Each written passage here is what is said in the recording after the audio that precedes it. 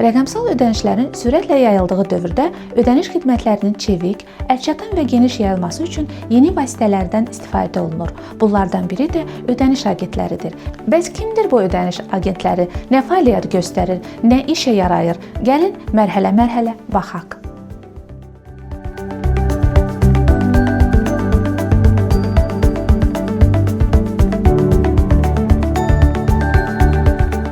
Ödəniş agenti kimdir?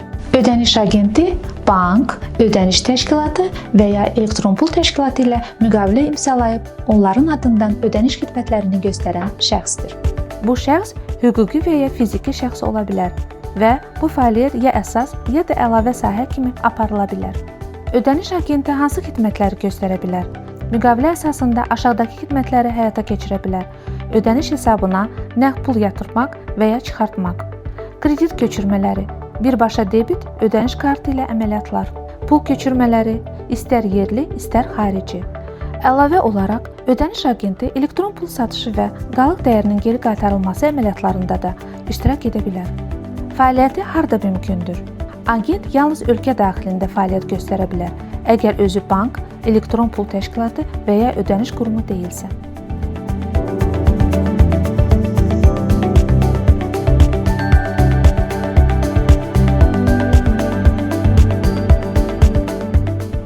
Fəaliyyətə necə başlayır? Bu fəaliyyətə başlamazdan əvvəl bağlanmış müqavilə Mərkəzi Banka təqdim olunur. Müvafiq sənədlər birlikdə reyestrə daxil edilir.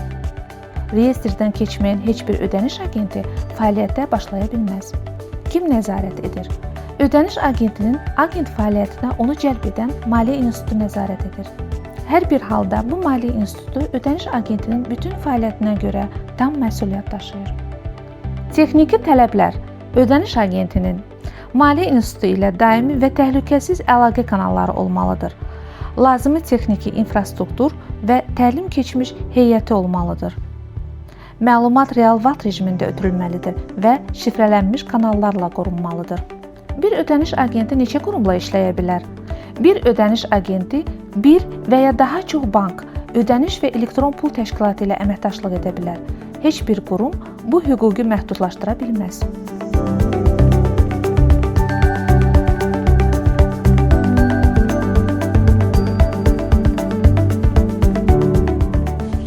Xidmət haqqları necə tənzimlənir? Ödəniş agenti öz başına əlavə xidmət haqqı tələb edə bilməz. Yalnız təchizatçının müəyyən etdiyi tariflər tətbiq edilə bilər. Müştəriyə məlumat vermək. Ödəniş agenti müştəriyə aydın şəkildə bildirməlidir ki, kimin adından ödəniş xidməti göstərir, hansı xidmətləri təqdim edir, şərtlər və xidmət haqqları nədən ibarətdir. Ödəniş agenti qarşılıqlı əlaqə üçün zəruri rabitə kanallarına, müvafiq infrastruktura, habelə həmin infrastrukturla işləmək bacarığına olan insan resurslarına malik olmalıdır.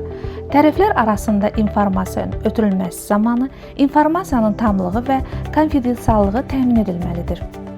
Ödəniş agentinin fəaliyyətinin dayandırılması. Əgər bank və ya ödəniş qurumu nəzarəti düzgün aparmırsa, fəaliyyət qanunvericiliyə uyğun təşkil edilməyibsə, Mərkəzi Bank bu xidmətlərin agent vasitəsilə göstərilməsini dayandıra bilər. Müqavilə dəyişdikdə və ya ləğv olunduqda, bu barədə Mərkəzi Banka 5 iş günü ərzində məlumat verilməlidir.